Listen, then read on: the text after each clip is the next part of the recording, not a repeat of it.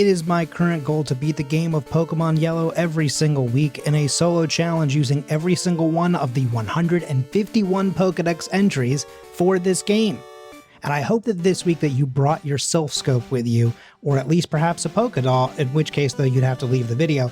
But it is because today we are taking a look at Marowak. See, there it is in its ghost form.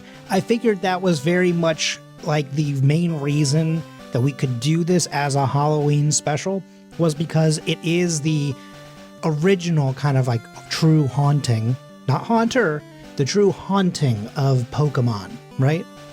And with this entry, we actually have some pretty good and some pretty bad things to take a look at. One of the great things about this Pokemon, immediately off rip, our attack is pretty decent, our defense is even better, but you'll notice that our speed and our special are definitely pretty low, especially for an evolved Pokemon. Already our stats are looking a little kind of concerning in terms of the things that we are definitely weak to. Most specifically, water types, that's the thing that we really are going to have to keep our eye on. That's going to be a major problem for us in the future. But overall, though, we have some of the classic hits, right? Even though, you do have Bone Club and Bone Meringue, they're very inaccurate, but we do obviously then get Dig and we get Earthquake. And of course, we also get some other type coverage. We got some of the classics like Body Slam. We also have access to Ice Beam, Blizzard, Bubble Beam, Water Gun, Toxic, which we never really use. We could also potentially finally have one of those days where we use Fire Blast, but again, our special is pretty low, so we're probably going to stick mostly to the physically hard-hitting things and only lean on things like the water or ice moves when we desperately need to get out of a tighter situation. And even though Viridian Forest is weirdly not necessarily difficult, but just the fact that Bone Club doesn't do a lot of damage to bug Pokemon, either way, at about 5 minutes, we are able to make our way to Brock's gym, and Bone Club is more than enough to make our way through his team. It doesn't matter that he uses Bide, we are already done with Onix. Onix never really gets to do anything. So with less than 6 minutes, we are on to Cerulean. In Mount Moon, I did pick up Water Gun and Mega Punch, and then I also just barely made it to level 18 to then get Headbutt, which is good because we skipped the second rival team just outside of Viridian earlier, just because we didn't have access to any moves that could hit his bird Pokemon, and now we do. Now we've got plenty of options. And in fact, those plenty of options are actually pretty helpful for the rest of the rivals team, taking it down and getting almost to level 20, which is something that we're definitely going to need. We're going to need to level up a fair amount here at Nugget Bridge and beyond in order to handle Misty. And in order to do that, we're going to do what we always do for ground-type Pokemon and fire-type Pokemon, basically the things that are weak to water. We are going to go to SS and to pick up a couple of things here. First and foremost, we're going to pick up Body Slam. Then we're going to fight our rival again, which I'm not sure if I pointed it out this time around, but his name is Spiders this time. Keeping on with the record that I have going on right now of using a thing that I'm afraid of as the name of the rival for here in the Halloween time. But now that this @Spiders, if that's his username, or I don't know. But anyway, we defeat him, and then we get all the things that we need from this place, like the rare candy. We get the TM for rest, which we probably will never use, but it's always good to have it just in case. We also get the HM for cut. And now we're going back to Misty's gym now that we have Body Slam taught. We also have Dig, of course, by now. So we've got some good heavy-hitting moves and things that could potentially help us evade some of her attacks in the usage of a move like Dig. And they're all 100% accurate moves as well, so we've gotten rid of things like Bone Club. So we're definitely kind of cooking up a scheme here. We're also now at level 29, which is clearly well above her level. The first Body Slam can take it out, but you can see that Body Slam getting the paralysis was desperately needed. That Bubble Beam took us to less than half, and so therefore we get to move on. But we do beat her first try. And speaking of first try, yep, pretty much Lieutenant Surge. Now, normally we would just go on to the next gym, but we're going to do things a little bit out of order here, just because we do have a ground-type Pokemon, something that has some answers to the part poison type Pokemon within that gym, but does not exactly have an answer to any of the actual grass moves just yet. So we're going to actually go to fight the rival here in the Pokemon Tower, get just a little bit more experience. We're going to face our own ghost. Well, I don't know how to explain that one in all honesty. I guess seeing the ghost of yourself is kind of like when you see an old picture of yourself from high school or something like that and you realize just how long ago that was, or you tell someone that you really enjoyed something that came out in like the 90s and they go, I wasn't even born yet, and you just sort of wither away. That's the kind of psychological damage I take a lot of the times whenever I stream. There's a lot of younger people in chat that say things that just make me feel ancient. But I guess that's neither here nor there, because eventually you can work your way through Erica's gym. We've come here fairly late, I know, but it makes it so that we can just cruise right through.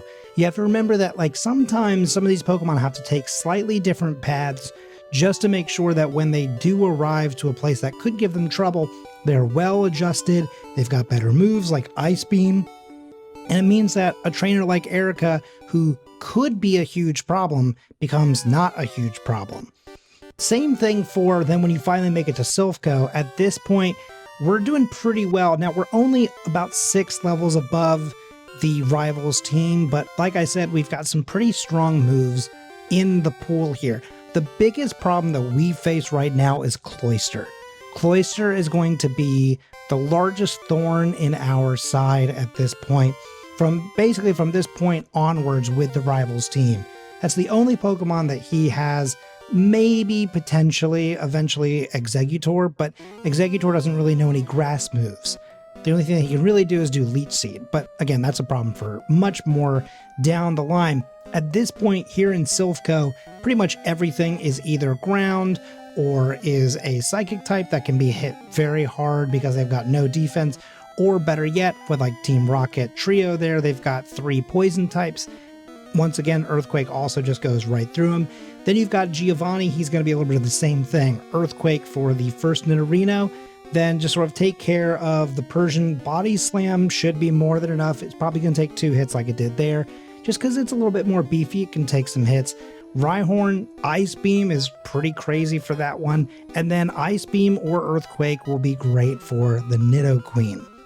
Then we did get rid of Dig, so we're going to have to resort to some escape ropes at this point. And then we can make our way back to Koga. And at this point, we've already picked up basically everything that we need for the rest of the run. I actually already went and picked up Surf and Strength before coming to this fight. So everything from here on out is going to be pretty, like, immediately one after another. And at this point also, you'll see that we're only 1 level below the ace of Koga, but Earthquake is enough to 1-hit the first 3 Pokemon, and then Venomoth is a 2-hit. He doesn't have much going for him. It's interesting that he goes for an X attack there, considering the best move that it had was a special type attack, but you know, it's just one of those things that in Generation 1, they did some interesting balancing between red and blue and then yellow. And so some people got much better, some people got much worse. And at the end of the day, they're not always making the best choices. They can frequently throw pretty heavily, just like Sabrina does here. Even with some drops to our accuracy, we actually make it through pretty nicely. And so then we can move on to the 7th gym. Cinnabar is very hard on the eyes, so I will only ever show you the fight. We're doing pretty well. We are just about to hit 1 hour. I feel like, you know, we had a little bit of weird pathing here. Maybe we could have reduced some of it, but I still feel pretty good about the fact that we're basically about to be at the Elite Four at just an... Oh, yeah. If you let a leader get left in the battle with just 1 HP, it's usually all they need. Yeah, well, that'll do it every time, but luckily this time around, it's a much easier fight. We don't even take a single hit. That time we are through the badge with our first reset, actually. That feels still pretty good. Just barely over an hour, like I said. And now it's on to Giovanni. We can make pretty quick work. Yeah, it's a pretty quirk. I like to leave in the little bloopers of me flubbing my words, just so you know that I'm a human being as well. And also, sometimes we have resets of the mind. I don't think that's anything.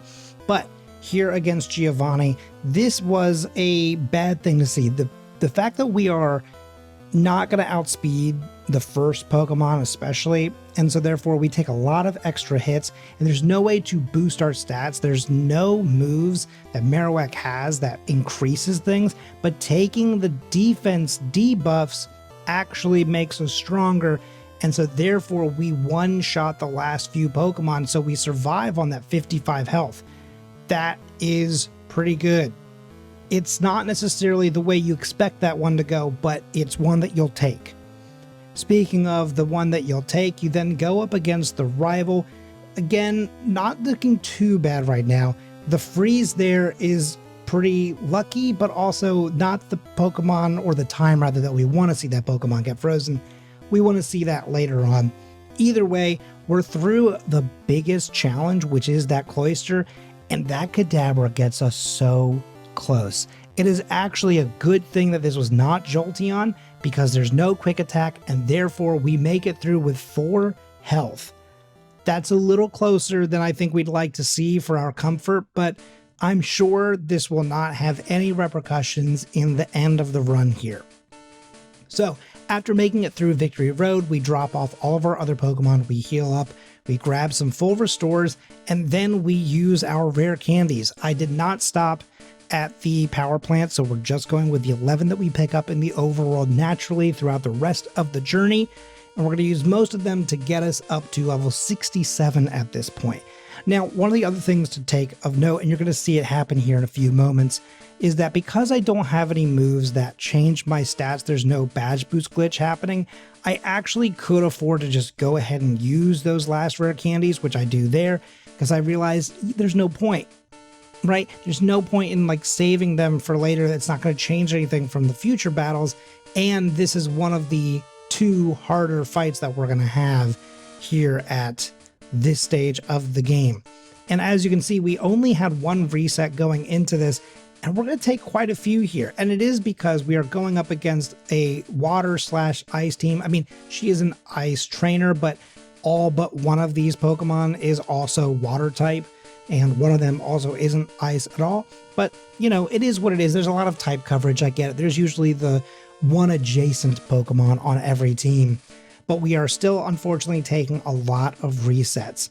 This is that moment where you can really see those stats on the left-hand side of the screen really kind of coming into play. Having a full, like, 191 attack, a 236 defense, those are 2 pretty good numbers for this point within the run and with this point within the game, but 128 special, that is such a huge drastic difference.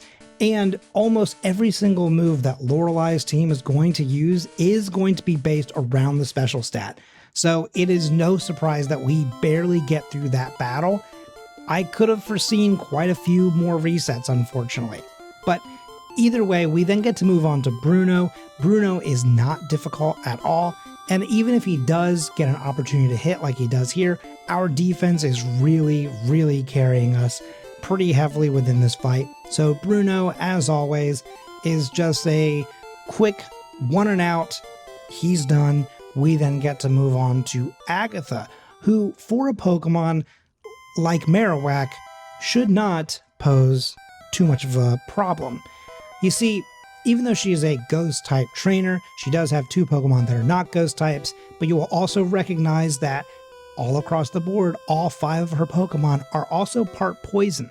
So all of them are weak to Earthquake with the exception of Golbat because it is flying type.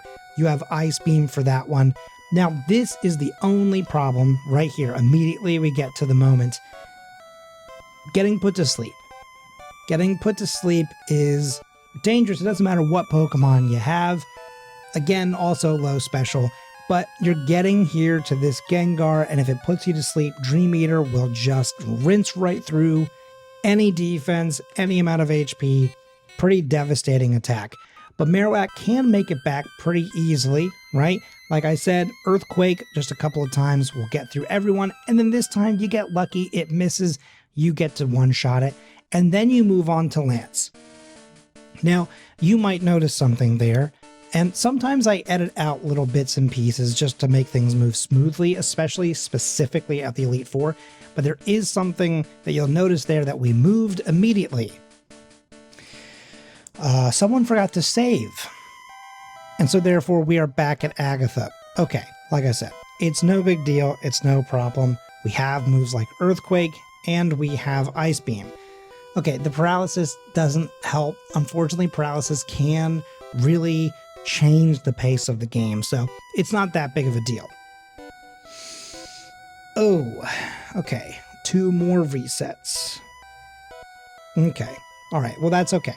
Eventually, you get through with a few new resets under your belt that you weren't really expecting. A couple extra minutes to go into Agatha, maybe just for good measure. You know, just make sure you really got your fill of beating up her team. And then you make it back to Lance. This time, you do save. I don't know why. Sometimes I switch back and forth between like telling you how it gets done. I'm like, then you do this, then you do that. This is me. This is my run. So for this, I made that mistake. And then eventually I get back to Lance and we get back to this real big problem. We've seen it time and time again. Gyarados is such a pain in the neck. And if you've got a fire type Pokemon, if you've got a ground type Pokemon, it is going to be pretty devastating.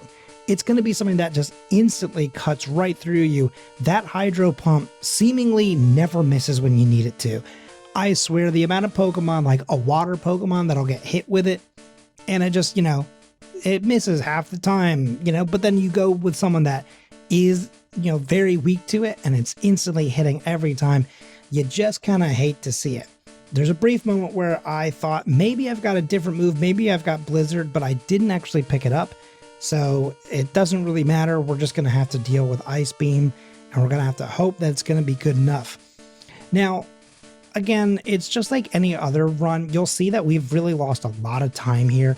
We've pumped a lot of time into getting Hydro Pumped, and that can be a little frustrating for sure, but it doesn't matter because I do know that Marowak is a very good Pokemon. That was a crucial moment. That freeze was huge. Luckily, we outspeed the Dragonite, and so, just like I said earlier, it doesn't matter if you survive with only 8 health. Surviving with 8 health means that you survived. You made it through. You're now at level 72. I'm doing the thing again. I made it here. I made it through level 72. We have used an elixir, and we are going in all guns blazing. We're really going to hopefully make it through on this first run. The Leech Seed is pretty devastating to see. Devastating, I guess, is one of my favorite words for really seeing something that is terrible. I gotta maybe look up a thesaurus at some point and find some new extra words to talk about how disheartening or how difficult some of these huge hits happen. But Ice Beam is good enough to hit the Sandslash. You can easily one-hit the Alakazam here. But luckily, we make it through that Exeggutor much quicker.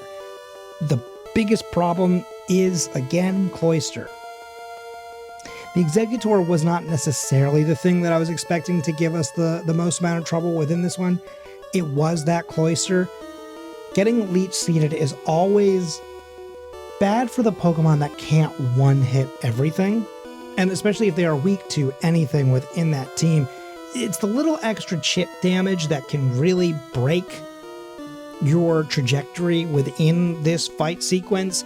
It's weird to think that Leech Seed, a move that, like, for example, with Bulbasaur learns it very early on in the run. You can see it. I did that at the very beginning of the year. Leech Seed is not a move that I typically have held on to this late in the game because the amount of damage that it's pulling usually isn't game-changing. I mean, at least not for you. But it always is against you, right? Every time they get that little chippy damage on you, it can be something that just makes or breaks that one little extra bit within that fight. It's weirdly the correct move for him. It would never be for me, but it is for him. Luckily, on this run, just like the last couple of fights, we get by with less than 10 HP. Once you make it past the Cloyster, it is not hard to just Earthquake, or something your way to the end, and that is how Marowak can become a champion. With 20 resets, we made it over an hour before we had one single reset, and then we had 19 in the last little bit here. But you can also see how quickly all those resets came, because we only added about 20 minutes overall from that 7th badge to this moment, so not a bad run. And I hope that you enjoyed this spooky little ghost mom ground thing doing its run. If you've enjoyed this content so far and you've made it this far, please consider giving us a like, a subscribe, a comment anytime you interact with a content creator, especially a kind of smaller indie creator. It really helps us out a lot. And I am trying to make it to 500 subscribers on this channel by the end of the year, so you could be a part of that number. Anyway, that's going to do it for this run. Thank you so much for joining us. I will see you all next week for another solo challenge in Pokemon Yellow.